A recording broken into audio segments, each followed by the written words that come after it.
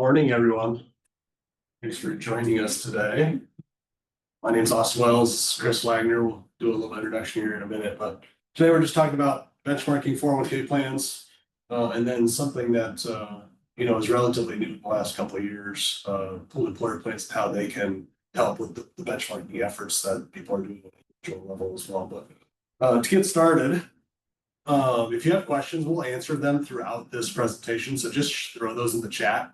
We'll monitor that. And as you guys have those questions, we'll just make sure to answer them right away as we're on that slide. So, and there'll also be a CE question at the end, or a CPE. Yeah. CPE question at the end that everybody will need to answer, so you can get credit for this. Perfect. Well, Chris, give an introduction about yourself. I'll do a little bit about me. Yeah, so Chris Wagner. I lead and head up our retirement plans practice here at Lutz. I have been doing this since May of 2004, so a little over 20 years, with a focus in this retirement plan space for the majority of that time, and really spending the last 15 years exclusively working in this area. Been here at Lutz now for almost 10 years. Yeah, my name is Austin Wells. Again, directly involved with the retirement plans as the retirement plan manager. Been in the industry, specifically with 401k plans for about 11 years at Lutz, just over 6 of those now. So Chris and I are going to talk about a few things today. But before we get started with that, a little bit about Lutz. I know everybody here kind of probably has some sort of relationship with Lutz as a whole, maybe not with Lutz Financial, but Lutz and Company on the accounting side, and the business solutions firm has really been around since 1980. 3 offices, Grand Island, Lincoln, and Omaha. About 375 employees across the board, so including Lutz Financial, the accounting team, and the rest of the service lines. And then really the value proposition of Lutz being a business solutions firm is just the deep bench of knowledge that we have is in relation to a lot of different topics. So if you have those questions, obviously there's somebody at Lutz that can probably help answer that for you, and there's a good resource here for them. Lutz Financial specifically has been around since 2001. We started just as a lot of the lines with Lutz and Company has started. There was a need for the services that we provide in the individual wealth management side, as well as the retirement plan side. Chris came on just about 10 years ago, specifically on the 401k side, because there started to be more along the lines of retirement plans and the need for that. So today we manage about $2.7 billion as of 12/31 of 2024. Of that, there's 165 retirement plans, and that $2.7 billion includes individual wealth management as well as the retirement plans that we manage. There's 165 retirement plans from 401ks, 403bs, 457s, kind of the gamut of retirement plans. We have some expertise in a lot of those fields.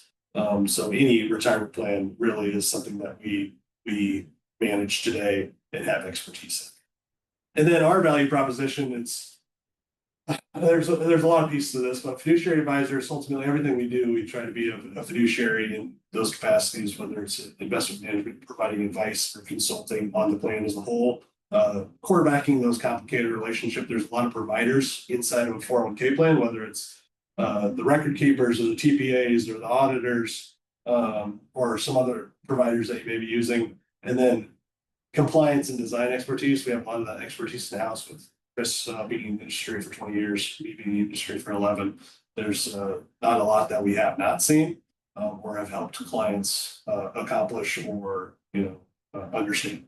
So that's something that we can pride ourselves on. If you guys have any of those questions, then there's a resource here to help with. Yeah, and one thing I'll even just add that also to me is a big differentiator is we are not generalists. We truly are specialists. So the rest of Lutz Financial and the other advisors, really their focus is on the individual financial planning and wealth management. We're not spending half of our day doing that and half of our day trying to be experts at retirement plans. Everything we do from when we wake up in the morning is we eat, sleep, and breathe retirement plans every day. It's good. So today, a little bit about the agenda, just go over roles and responsibilities that relates to a 401k plan and how that ties in with benchmarking and who's doing the work and kind of the best practices when it comes to 401k operations. Overview of our benchmarking process and what we do, some of those reports and analysis that are available through that process. And then we'll touch on pooled employer plan considerations and how that can really tie into the operations of 401k and benchmarking kind of built into that process and into that plan structure. If you're not familiar with those pooled employer plan situation or structures, we'll talk about that in more detail here in a little bit. But why is benchmarking important? Ultimately, in any retirement plan, especially a single employer plan where you as the company or the plan sponsor, the administrator, doing all that work from your end, part of that is to meet the best practices of being a fiduciary. If you're sponsoring a plan today and it's not in a pooled employer plan, or you're doing some of those things where you're maybe outsourcing some components, you're still a fiduciary in a lot of cases. So making sure that there's a process and a procedure in place just to make sure that you're covering all your bases. So risk mitigation is a big piece, ensuring reasonable costs. As time goes by, if you started a retirement plan 5, 10, 15 years ago, and your company's changed and grown, and you have more employees, more assets in that plan, making sure that your plan is always being in a competitive situation over time is hard to do if you're not actively going out and looking at that from time to time.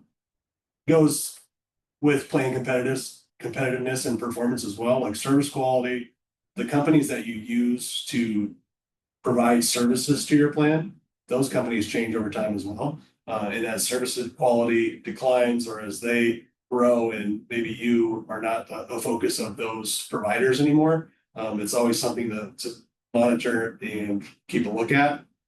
Just monitoring plan providers in general. There's a lot of those providers in a 401k plan, so making sure that those plan providers are the best for your specific demographics, your plan, your goals, and hard and soft dollar costs. Hard dollar costs are what you pay to your providers, right?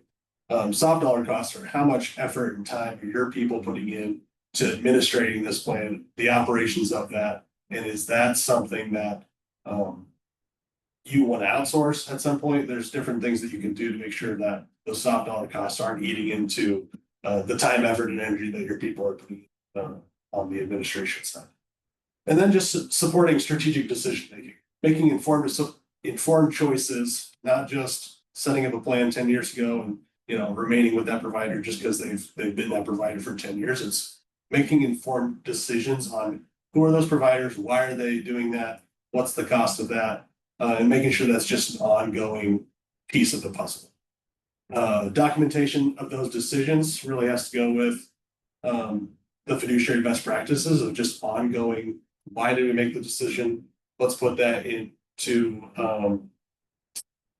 the documentation to make sure that if we ever get audited from a DOL standpoint or a RISA standpoint, that we have those procedures and processes in place to prove this is why we did it. This is why we chose to go with these specific providers, so on and so forth. It doesn't always have to be the cheapest. It just has to make sure that it's fitting the needs of your company. Anything to add there, Chris? No. So benchmarking process. A few things here that we'll dive a little bit more deeper into, but ultimately the annual review process, this is something that all 401k plans should go through an annual review process, just from a high level of, is that plan meeting the needs of the people that are using that? So a review from service, industry changes, participant metrics. There's been a ton of industry changes since 2019 in Secure Act 1.0 and 2.0. A ton of provisions in the laws that we need to keep an eye out and that change the operations of 401k plans. So that's something that having an annual review process and being able to touch on that from time to time just makes sense. And then even from an annual review process, whether that's selecting and managing the investments, making sure that those are still up to par and meeting a standard. Be benchmarking something that we do on an annual basis inside of all retirement plans, just to make sure where are we at today. We need to do a deeper dive into that at some point in time. Again, it doesn't have to be the cheapest, It just has to be reasonable for the services that are being provided from a record keeping standpoint, TPA, investments, as well as advisory ourselves. Provider benchmarking. This is something that not every year is it being done, maybe every 3 to 5 years, but it's a more deep dive, even if the intention is not to switch from a provider, it's just making sure where are we at? Industry has changed, the features that are available to us have changed, maybe the costs have changed. It's something that we'll go through here a little bit more deeply in a little bit. And then the last one is who's doing the roles and the duties of operating the plant from a fiduciary standpoint? Is that something that if a lot of that is falling on people inside of our operation, does it make sense to look at maybe outsourcing some of those roles and responsibilities? Which again ties back into the employer plan, which we'll talk about. But there's other ways to do that as well. It's just what is right for us today.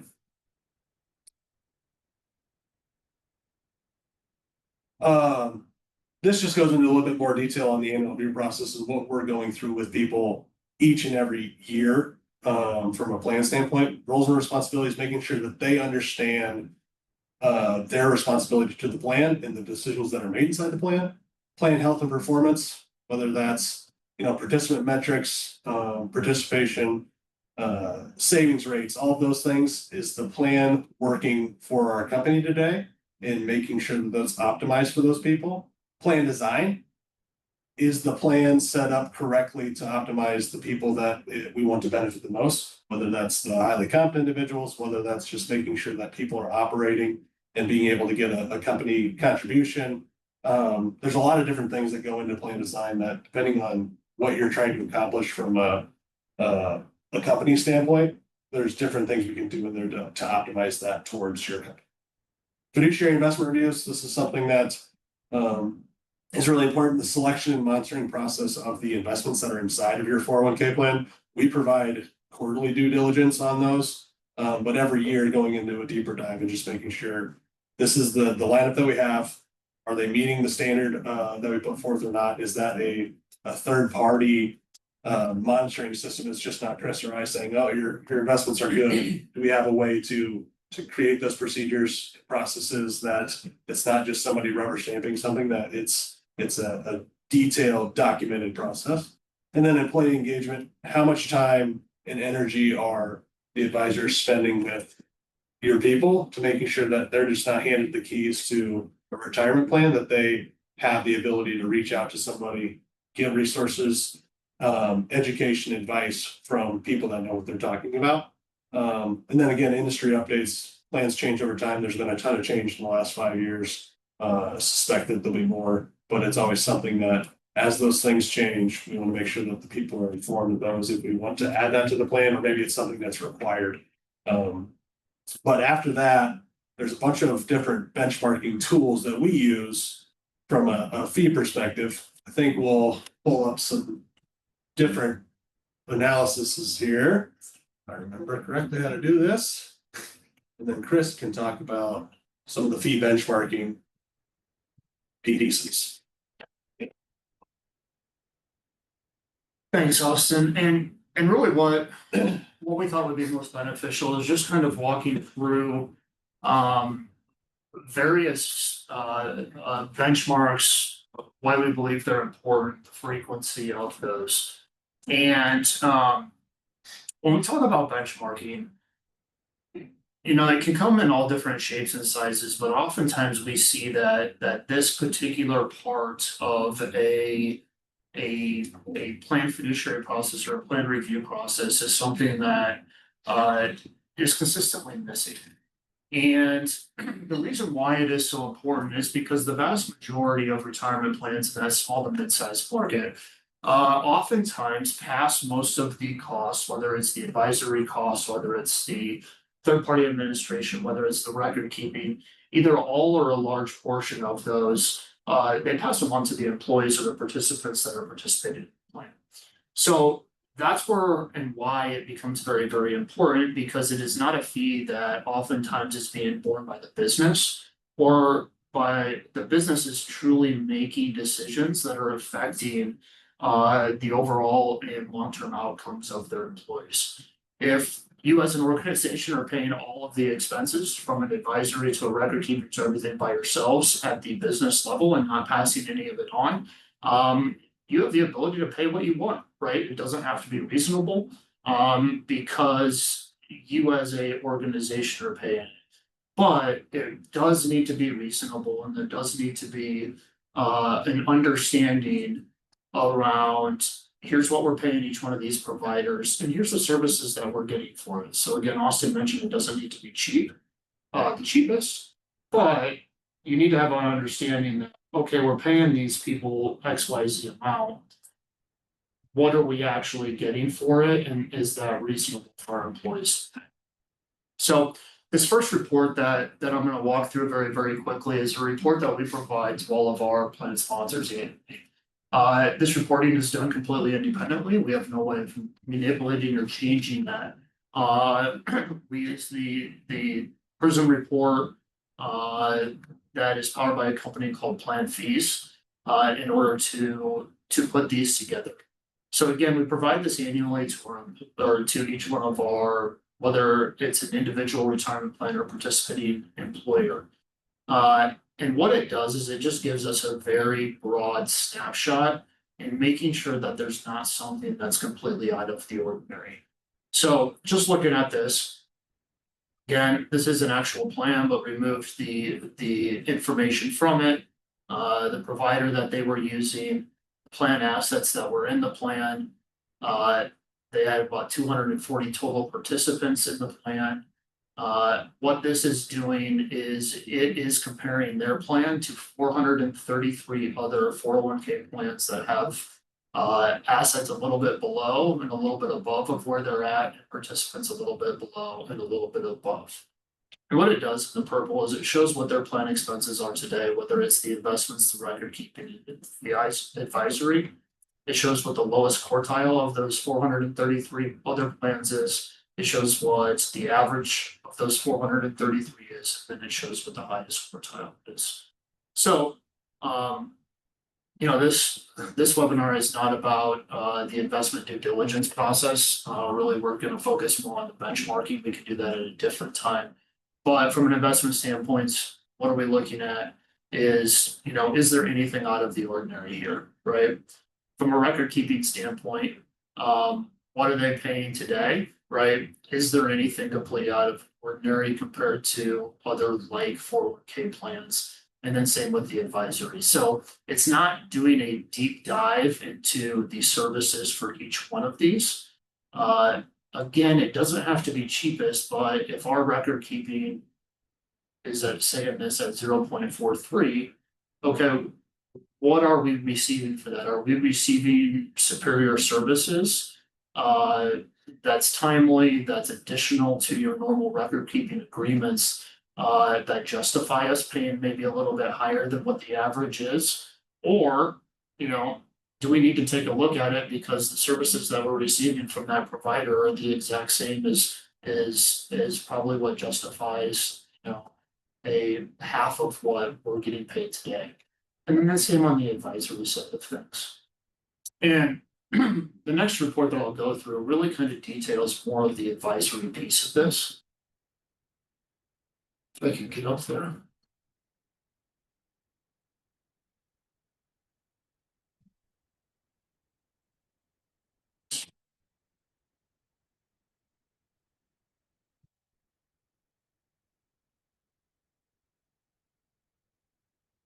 There you go. There you go.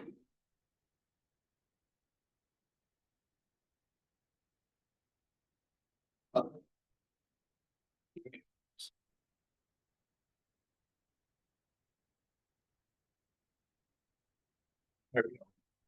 All right. Awesome. So this report, and we don't have a ton of time to spend on it, but what this is this is going to, we have very similar reports that we can do just for record keeping only, but this is something that we will typically do as project type of work for people, or even provide to current providers when we're really truly looking at more of an in-depth look. And this is just for advisory fees as it relates to it. So we're taking the same plan. And what we're doing is we're now comparing it to 1,043 other plans that had information available on advisory costs and services. So advisors come in all different shapes and sizes, right? So people who specialize in this world, maybe they are are able to charge a little bit more of a premium because of expertise. Really, what is your advisor doing? Are they handling most of the services that are here? Are they handling some of them? Or are they outsourcing a lot, right? And in this particular case, here were some of the common services that advisors will typically perform, right? This organization had their advisor performing a meeting annually, right? There was no committee that was involved with it. The difference, real quick, between 321 and 338 is that 321 co-fiduciary advisor is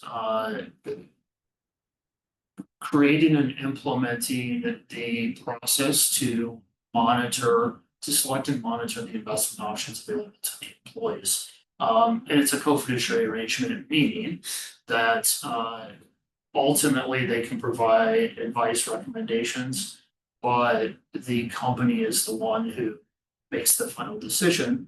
Whereas a 338 advisory is where the company delegates that responsibility to the advisors, and the advisors are the ones who have discretion over making those investment decisions, right?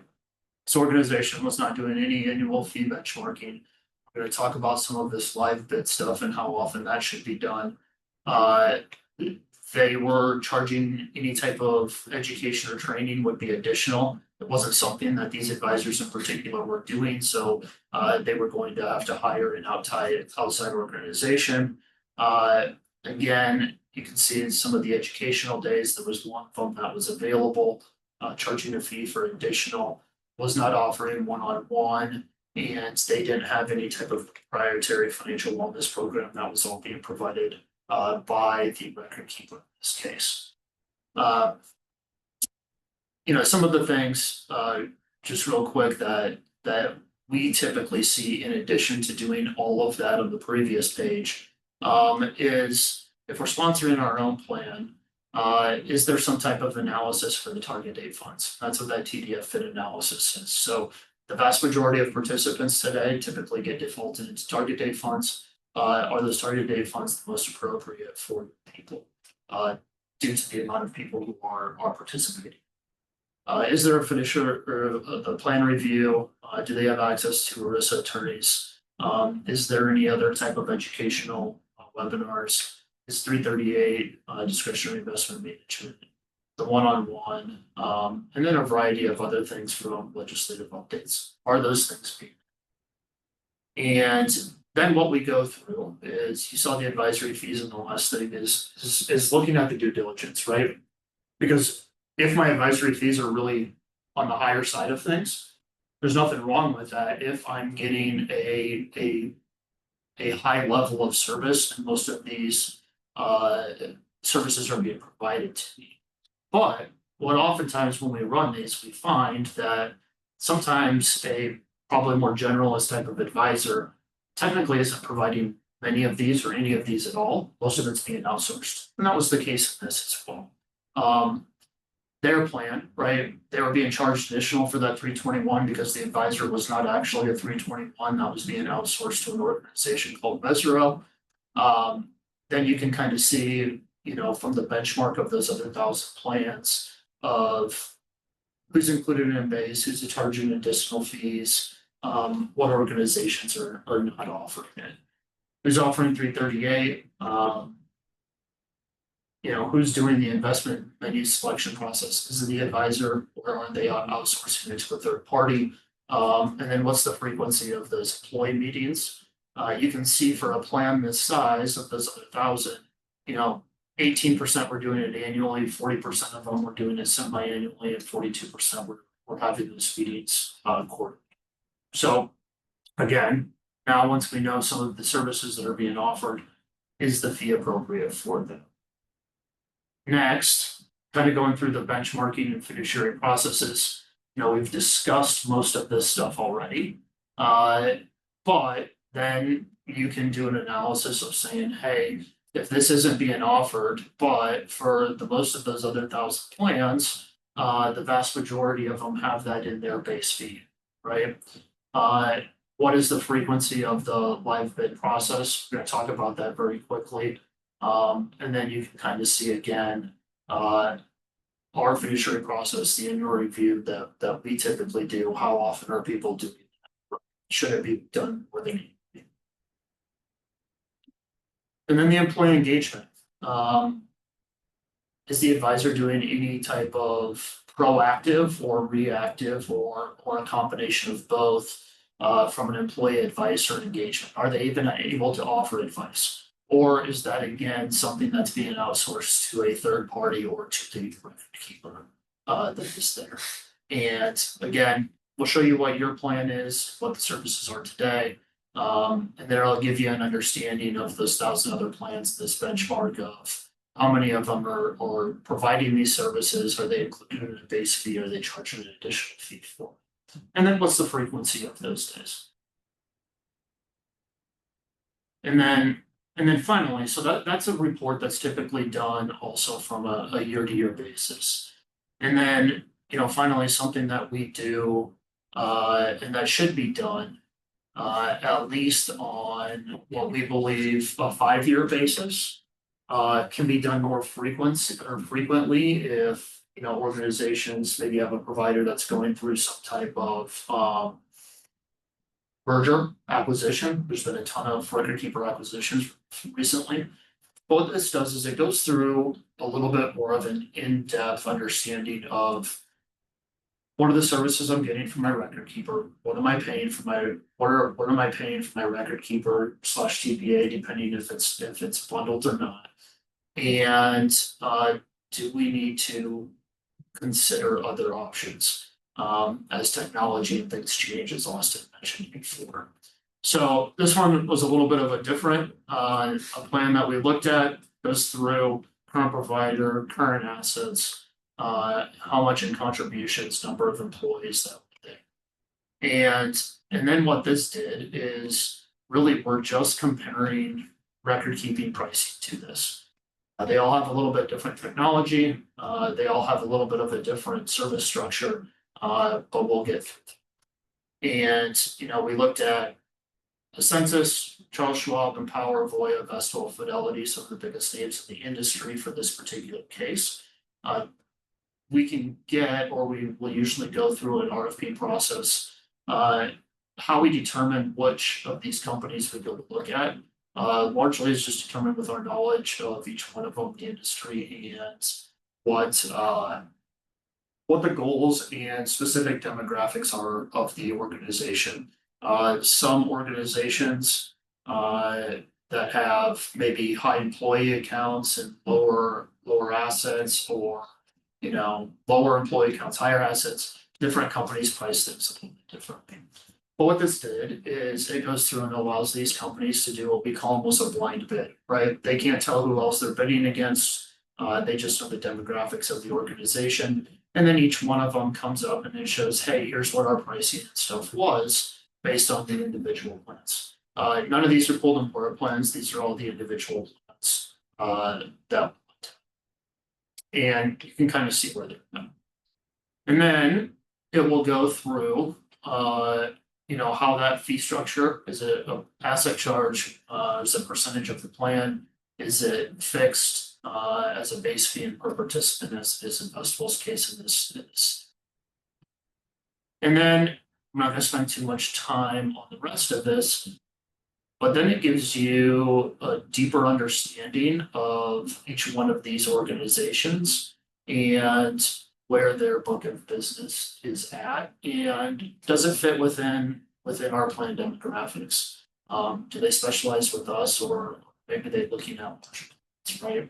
So total participants that they use, total amount of plans that they look over, average account balance. Is the technology that they use proprietary, meaning themselves, or do they use it from another third party organization? private or public type of companies, plans, their size, how many of them are they working with, right? Plans your size from a participant standpoint, how many of them are they working with? What's the relationship managers, how many relationship managers do they have that those directly correlated with their plans? So it can go through and it walks through a lot of different pieces, and it's a very simple, easy report that you can take a look at that goes through and shows some of the key factors from a decision-making standpoint that people usually are asking about. We're not gonna go through the other report, but there is another report that's very, very similar to this that goes through almost 300 data points if we are really, really wanting to get into the nitty-gritty of everything as you go through it. But that's kind of the reporting. So the initial two reports, especially the overall benchmarking report, at least on an annual basis, should be something that is done just as participant demographics and things change, company demographics change. And then, at least some type of life bid process should happen at a minimum on a 5-year period of time, maybe 3 years, or ad hoc if something changes. So let me pause there real fast. Does anybody have any questions on the benchmarking process before we start talking a little bit about?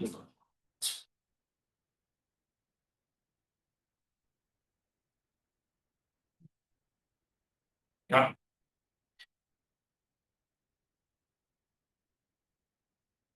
So let's talk about pool and pour plans. So Austin mentioned that these really became really a new structure of a retirement plan that became available in 2019. First plans were able to start being enacted in 2021. Lutz Financial did a lot of due diligence with a lot of various providers. And we decided, just because in our conversations, we saw a lot more organizations wanting to spend more of their precious time and energy on running their business, growing their business, spending time with their people versus trying to be an expert or having to be an expert as related to running their company 401k retirement plan. In today's world, oftentimes when we're having discussions with organizations, we're always talking to them about, hey, here's options if you want to continue to sponsor your own retirement plan. Here's options if you want to consider moving into a employer plan. We'll talk more specifically about those. But the vast majority of the time, I'm saying 9 out of 10 times, really over the last 2 years, most organizations, when looking at the pluses and minuses of both, have said, yeah, we want to look at exploring and moving into the employer plan space. And you can kind of see some of the industry numbers here. At the end of 2024, there was over 24,000 employers participating in pooled employer plans nationwide. Assets have grown to about 10 billion. I've heard numbers, not specifically, that number has over doubled just in the first half of this year. And what they're looking at as estimated growth by the end of 2025. I heard one of the famous ERISA attorneys kind of explain pooled employer plans a little bit this way. And he said, if we would go back 50 years when 401k plans first became a part, and we would have said, you know what, we're going to have professionals build retirement plans, and we're going to have organizations attach themselves or join together in this professionally run retirement plan versus how they did do it, right? Which was, hey, guess what? We're going to make these retirement plans available to you, but each individual company is going to have to take the responsibility and the liability to set up their own, understand the complicated laws of ERISA, deal with the IRS, deal with the Department of Labor, and do all of that the way they were set up. Because if it would have originally been set up the other way, and in 2019 we changed and said, hey, now all of you companies can go do your own thing, deal with the risk and do all that, because companies would have said we're crazy, right? So kind of did it, in my opinion, a little bit backwards. But you are starting to see organizations move to pull the plug. In our 2.5 years of doing pooled employer plans, these are the numbers that we personally have in the Lutz Financial pooled employer plan space. There's 67 employers, $453 million in assets, and over 9,500. One of the biggest misconceptions is this is for small businesses. We've seen it actually more than anything, probably in that medium to larger plan space, where people are starting to move into this. And here's some of those reasons why. So I'll kind of walk you through a little bit of those responsibilities, but at a high level, you no longer sponsor your own retirement plan, right? You get away from being a plan sponsor and named fiduciary to being a participating employer within a pooled employer plan structure where there's a pooled plan provider that is sitting at the top, and they're the ones that take responsibility for the administration of the retirement plan. A lot of reasons for this and benefits. Some of the costs scale. Instead of sponsoring your own retirement plan that has 30 million or that has $5 million in it, in our case, you're joining a retirement plan with $400 million plus. And that gives us some economies of scale, some purchasing power, right? We can negotiate pricing. Some of the investment options that are available at a $400 million level are at lower price points than they're available at a $5, $10, or $20 million level, or $1 million. Creates administration operational efficiencies. You're able to outsource almost everything outside of making sure you're submitting accurate and timely payroll data, right? Minimize audit costs. So the pooled employer plan as a whole is audited, but that's a very, very minimal process compared to organizations that have 20 participants and are audited individually.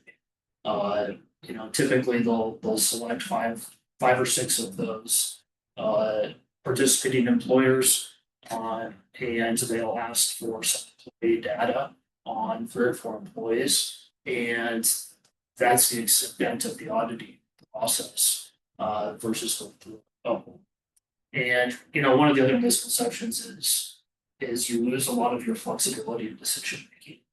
And while we will streamline a few things, most of the decision making and flexibility still maintains at the plants, at the participating employee. XYZ employer does not have to have the same eligibility, does not have to have the same contributions, can have different exclusions. All those things can be very, very different than ABC employer, LMN employer, or any of the other employers there. The really commonality is they're all under the same record keeping, they're all on the same pool plan provider, and they all have access to the same investment options. Did I forget anything? No, I don't think you did. I think one thing that's probably not talked about enough is just the administrative and operational efficiencies. It's like talked about the hard soft dollar costs. A lot of the soft dollar costs for you guys spend time, effort, and energy on administering this thing. So if you're doing distributions and rollovers and everything by paper, and something that you have to sign up on every time something transacts inside the 401k plan, or if there's quadros or some other type of transactions where there's missing participants, those are things that are no longer on your plate. It's something that's on the pool plan provider. And depending on how your plan is someday, it could take a ton of time, effort, and energy off of your guys' plate. And this just breaks down. If we went through the responsibilities, we get 200 slides of all the responsibilities a plan sponsor has by sponsoring the plan. But these are some of the basic ones. So as we mentioned, you're no longer the named fiduciary of the retirement plan. You're no longer having to be responsible for all the administration of the day-to-day filing, signing 5500s. Again, you can kind of read on that slide exactly all of the responsibilities that you're shifting to professionals who are doing this on a day-to-day basis. So, types of employers who may benefit from this and that have benefited for this is I talked a little bit about the audit, right? So I still have never met a CFO or controller or somebody who's the head of HR who have said, you know what, I really want to maintain working with our auditors on our 401k every single year. Often that's one of the areas that they would like to give up. And that frees up, as Austin said, a lot of soft dollar costs of time that they can spend that's probably better utilized elsewhere within the organization. We find some of those organizations that are maybe right in that growth mode where they don't necessarily maybe have an dedicated HR team member that is just focused on benefits, right? Maybe a total rewards person. The HR team member that they have maybe is wearing a whole lot of hats. So this allows us to take one of those hats off of their plate. Or just as we said, right, there may be somebody who is dedicated to benefits and, their role can just shift a little bit as it relates to the 401k side of things. Outsource responsibility. So again, most conversations that we have with organizations, and of 20 years of doing this, if I look back 15 years ago, there was so many times where I sat in committee meetings within a 401k or reviewing investments, and maybe the owner of the business or maybe the CFO of the business or somebody that was associated with that business wanted to sit there and they wanted to go through and pick and choose what investment options were available to their people. We don't see that at all. Very rarely, if that is you, you're not a fit for the old employer plan. But if it isn't you, and really over the past 5 to 6 years, we're seeing most people in those situations wanting to delegate that to somebody else. And the Lutz plan's in the Lutz old employer plan as well. So from an investment standpoint,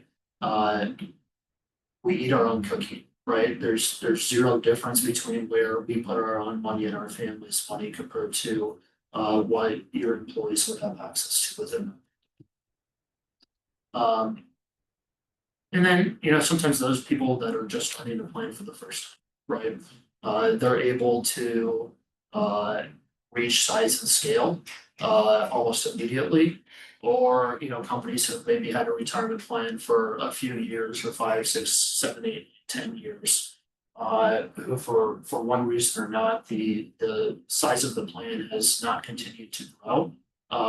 This gives them some size and scale from a cost and benefit standpoint. So,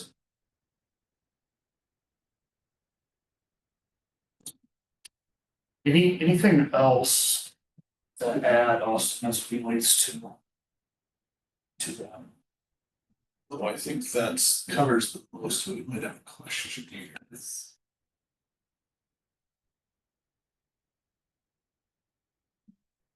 Are PEPs available to quasi-government entities that have money purchase plans? No, they're not currently yet, but I know that, there's 403B PEPs, there's other types of PEPs that are coming out, so it's probably not long before they are available, but it's something that today I don't believe is. It's a good question. Yeah, I think we get a ton of questions all the time, like, what makes sense for us? It takes just a conversation to figure out, does this make sense for your guys' situation? PEPs aren't the answer for everything, but they help a ton in a lot of different areas. Sometimes being in a single employer plan makes sense. It's not just cut and dry on what makes sense for you. It's costs are a consideration. Generally, depending on the demographics of the employer plan, can likely decrease costs in a lot of cases. But there's a lot of considerations that go into that, and that's just stuff that we have on a daily basis help just employers understand what makes sense and what's really important to you, and what do we need from a services standpoint, from a technology standpoint, from an investment standpoint. Everything kind of ties into that on what providers make sense. Yeah, it's just the responsibilities, right? So. Sometimes employers are like, no, I want to do that, and sometimes, most of the time they're like, no, somebody else can do that job for me. I'd rather have that happen. I would just say is there are a lot of misconceptions that are out there. I touched on a few of them, but oftentimes we'll have an employer come to us and say, well, I can't do this, and that because our current provider, our current advisor, somebody said we can't. And 99% of the time, that information that was told to them or provided to them is actually a not accurate, right? So back to Austin's point,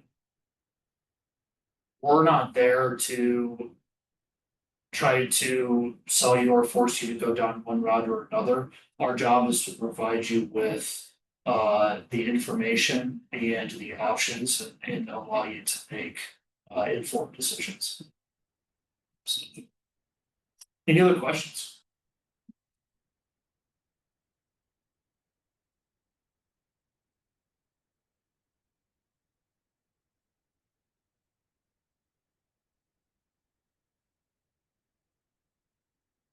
I would just say if you guys have questions or want to have a conversation, just reach out to us. We're always happy to have those conversations. There's no requirements or anything like that. Potentially grab a few pieces of information and we can do some of these things on a project basis just to make sure that you guys have some. That's a third party that to bounce ideas off of that, get some detailed information where you stand from a competitive standpoint. Retirement things is something we do all the time. So Yeah, we do get asked to run some independent benchmarking reports quite often, right? So just getting a fresh set of eyes, look at, what are we or are we not getting missing? Well, we appreciate everybody's time.